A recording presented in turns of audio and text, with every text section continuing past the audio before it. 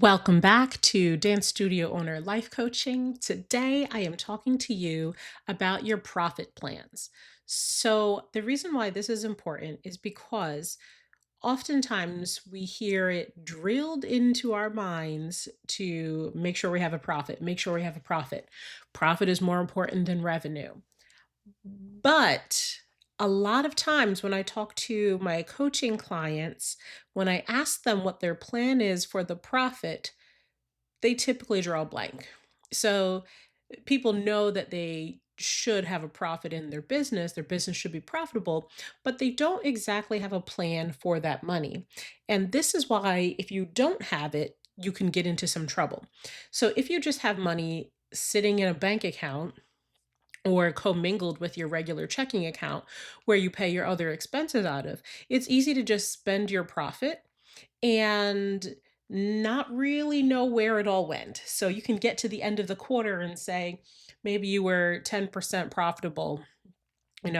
Let's say you've got X amount technically on paper or in QuickBooks of what your profit in your business is, but you don't have anything to show for it. There's nothing actually in the bank that matches that number. So the reason for that is human nature. We so often want to spend money to feel good. We want to spend money just impulsively. Some of us are natural spenders. And actually, without any structure or plan in place, that money will quickly disappear before you know it.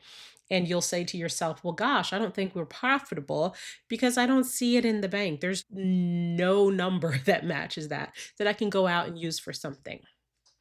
So, this is what I've been encouraging my one on one people to do. And that is, as you approach each profit center in your business, plan out what it is that money is going to be used for. And now that does two things. The first is it helps you to feel motivated to hit that profit target that you came up with. And two, it prevents you from spending the money on something else within the business. So, one of the things that I'd like to do first is talk to you about the ways that other studio owners are using the profit. So, profit from, let's say, tuition, your performances, costumes, whatever. Now, one of those things has been people like to stow that money away for the summer. So they know that no matter what happens with summer enrollment, they have the money to pay their rent, to pay their payroll, whatever. And that money is tucked away for the summer. And so what I'm seeing is studio owners, maybe they're doing a winter performance, maybe something for Women's History, Black History Month, maybe a Valentine's performance, different things, maybe a company showcase. These are the things that are happening throughout the season that as they make money, um, and have proceeds after those performances, they are putting that money aside to not be touched until June, July, August. That gives them peace of mind. And it is a definite motivating factor when it comes to looking at, hey, do I need to raise my price? Do I need to um, encourage more ticket sales or whatever? That's probably the biggest one. I'm seeing people tucking money away for the summer. Now, if you decide to do that, quick word of caution, it is not enough to just make sure your rent is paid for. Make sure that if you need a safety net for the summer, that you're including your payroll. Because in this business, in our industry within dance studios, the largest expense line is our payroll.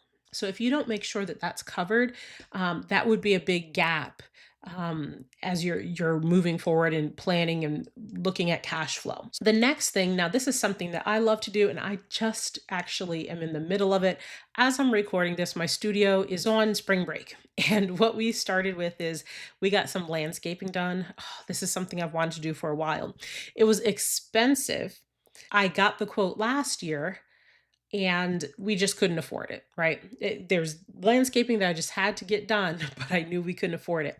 So I chose to put it off 1 year. I told the landscaper, we're just going to do like our backyard of the studio, but not the front and the side yard.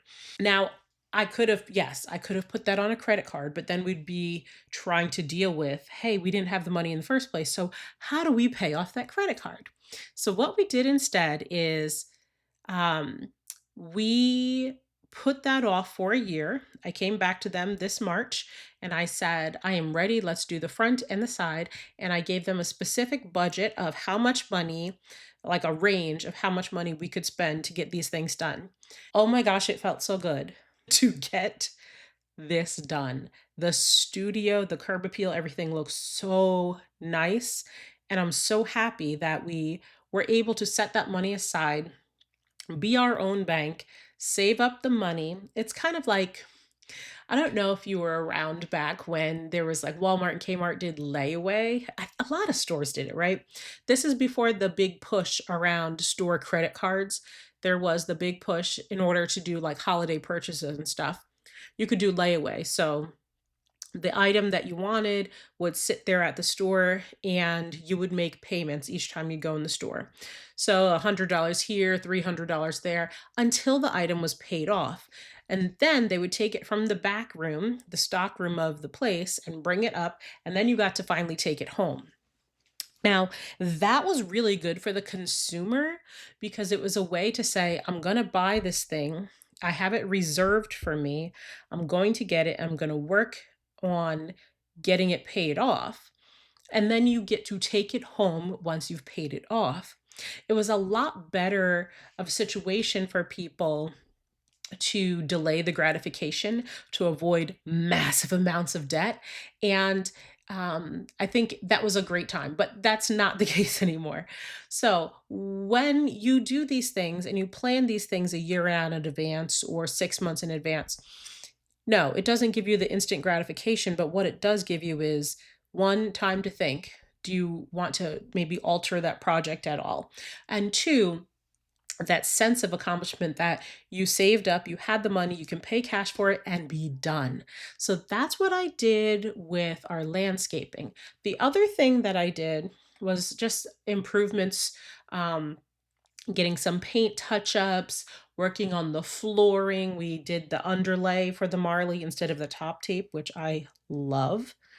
Um, Deep cleaning and scrubbing and all of that. So that's again something else that we wanted to do, didn't have the money initially to just pay for it in cash. So we saved up a few months to make sure that we could get those things.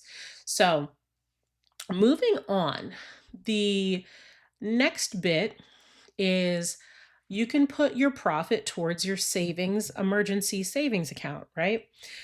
A lot of us, I'll be honest, from talking to people throughout the country, we don't have emergency savings accounts. We might have a savings account, might have a money market, and there's, maybe 1,000 bucks, 1,500 in there. A lot of people don't have a true emergency fund, which is 3 to 6 months of operating expenses so that you can weather the storm of inconsistent cash flow, right? If you run into a month where there's 3 payroll runs instead of two, you have likely felt that pinch around cash flow. Now, if you had the money just ready to go, what you can do is just do a simple transfer from that emergency savings, and then you just have it. You cover your payroll, and then when auto pay tuition hits again, then you replenish it to your emergency fund. That's the kind of thing that can help prevent these issues where you get stuck and you put it on a credit card, forget about it, and now you're racking up high interest on these things. All right. The next thing is floors. I know I touched on it. For me, it was about cleaning floors, but we know that floors, subfloors, all of that, the Marley, the padded floor, all of that is an expense. It's one of the hugest building expenses, at least for me, it was. And so when you look at your profit and trying to figure out what you're going to use it for, consider investing in the new floors that you might need. That is something beautiful to be able to just go and shop and get exactly what you need instead of getting some subpar product, something that won't hold up for a long time. Or I know for a while people were using things that weren't even intended as a dance floor.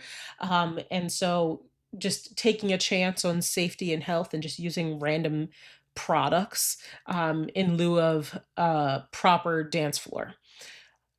I want to mention this too. In the meantime, when you are accruing your profit and that money is slowly piling up, but you're not there yet, it's really good to remember that you don't have to have everything all at once.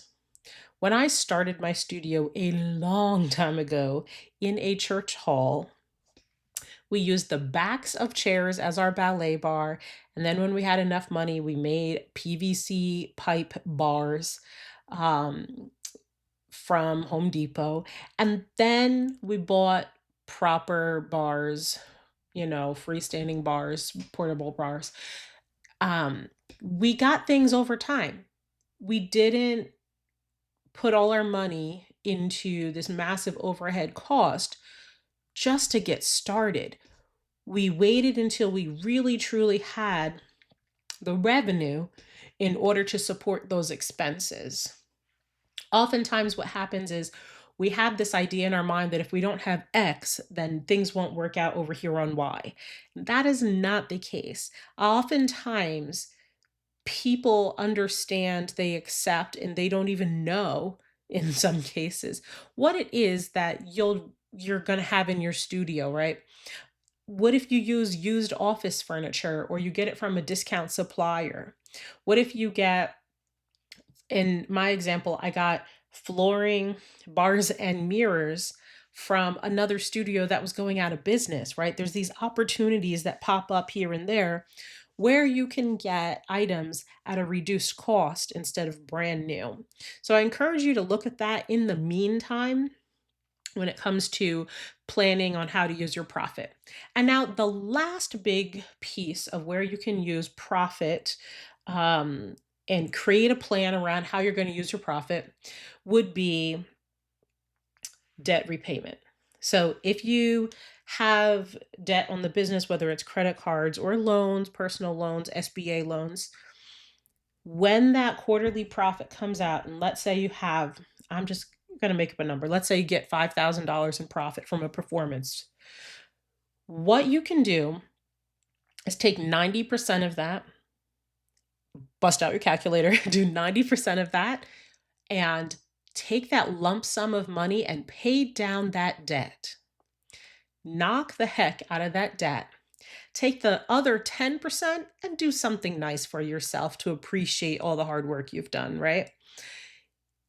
Whatever amount it is, if you do that 90-10, one, it's going to accelerate your debt repayment.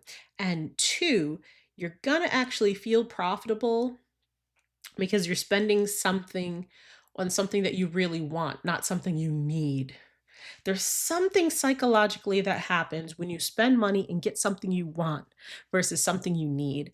And so I encourage you to try that 90-10 rule for your profit as you're paying down your debts, your loans, your credit cards in your business until you get to the point where you're financially free and you don't owe anybody money on a recurring basis with interest. So, friends, that was my quick tips on how you can make a plan for your profit. Again, we want to plan for what to do with our profit so that the money doesn't magically get gone and disappeared because we just spent like crazy because we saw extra money in the checking account, right? Instead of swiping that card or a quick click on the Amazon, we're going to take some time, plan out. And so, with this, I encourage you, if you do not already, to have a separate account for your profit. Hold that money in a different place so you don't look at it in your checking account balance. That's part of Profit First, and it's part of the envelope system. You simply take that money that is your profit and you put it in a separate account so that when it's time to use that money for what you've planned, it is there, ready, it's liquid cash, you can get to it right away. Friends, we are coming up on the spring cohort of the Leadership Roundtable, which is a small group of studio owners that I work with. It's part mastermind, part just having a moment with your colleagues to share and to grow together. We have high level conversations, we create lasting friendships, and the beauty is in the diversity of the group, of the members, of what they bring, their backgrounds, the type of studio they run. If this is the type of thing that you are interested in, I encourage you to apply. Come join us. We are starting in April. Go to the studioownerlifecoach.com.